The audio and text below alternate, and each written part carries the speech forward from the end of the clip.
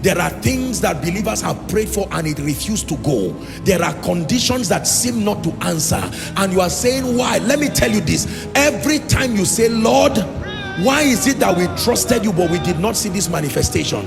90% of the time, aside from a few other explanations which we'll consider in other subjects, but 90% of the time, what happens to men is not a reflection of what God wanted to happen. It was the bankruptcy of the flow of power. So the next time you say, God, use me, what you are saying is, God, expand me. Expand me. Expand me. So that when I stand before a sick person, there is enough channel of that power to flow. When I stand before somebody going through economic hardship, he can do whatever it takes to do humanly, but I can deposit something divine upon his head. Are we listening now? There are some of you seated here right now. Your loved ones are sick. You are having financial crisis. There are all kinds of oppression. Some of you, your sleep last night was a nightmare. I'm not glorifying Satan. I'm just trying to be honest with you. Some of you, whilst you are seated here right now, you are some of the most diligent believers with character, holiness, and integrity I know of. But nothing has happened in your life from January till now. You will not bribe, you will not cheat, yet you have not seen one real manifestation of the mercy of God. Something is wrong. Something is wrong. Our generation has to bring an answer as to why a woman will pray and fast on a sick bed and not recover till she dies. As to why somebody will say, I am a child of God, I will not take bribes, and he will remain poor till his children cannot go to school. We need answers. The assignment of the church is to bring answers. If we keep fooling ourselves, shying away in irresponsibility and just creating all kinds of pictures and making it look like it is problems of members, sooner or later they will leave us and go to seek whatever they feel can help them. Let me tell you the truth. The church was designed to be a place of answers.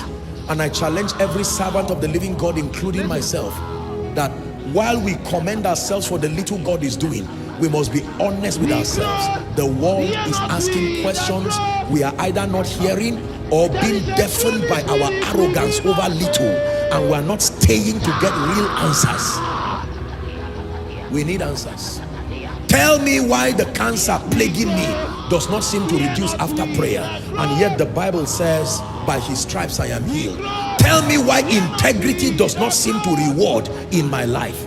Tell me why I raise my child in the fear of the Lord and he becomes something else. Where else should I go for answers? I've gone to the school, it attempted to give a few answers. I went to intelligent people, it attempted to give a few answers. I listened to my government, it attempted to give a few answers. You have told me that the mountain of the Lord's house shall be exalted above every other mountain. Now I have come. Give me answers as to why my prayer over Satan does not seem to drive him. Give me answers as to why my confessing of the word does not seem to produce result. Can I tell you, the person who stands with God to say, Lord, use me to answer this question, will be about the most valuable person in this generation. Use me to answer this question. Use me to answer this question. Use me to rewrite this narrative, that you become an answer to a question that is in the hearts of men. Is it true that when we say, thus saith the Lord, it really comes to pass? All other factors being constant. You don't say yes, you prove it with your life by gaining power with God like Jacob, and then coming to multitudes and even nations and saying, thus saith the Lord. When you bring the results, you can teach us what you have done, and we can see truly that you have created a pathway for a generation to know God the more. I look forward to hearing genuine, verifiable cases of people who died before their time and were brought back to life. Genuinely, not just by men of God, but by members they train. That a lady will go home and say, my mom died and I know it is not her time, and I prayed and did engage this, and my mom coughed back to life and said, I was on my way going, but I heard your voice and you called me back. I look forward to hearing terrorists coming to church to testify that we caught somebody and we saw angels. Angels appeared physically and said, if you don't lose these people now, You will see the limitations of guns and bows and spears.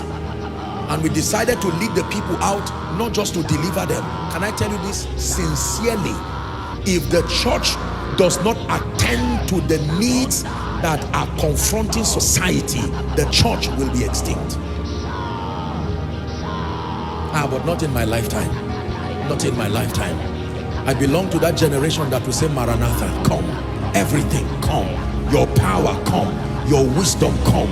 Your glory, come. According to the power that worketh in us, unto him be glory in the church, in and through Joshua Selman.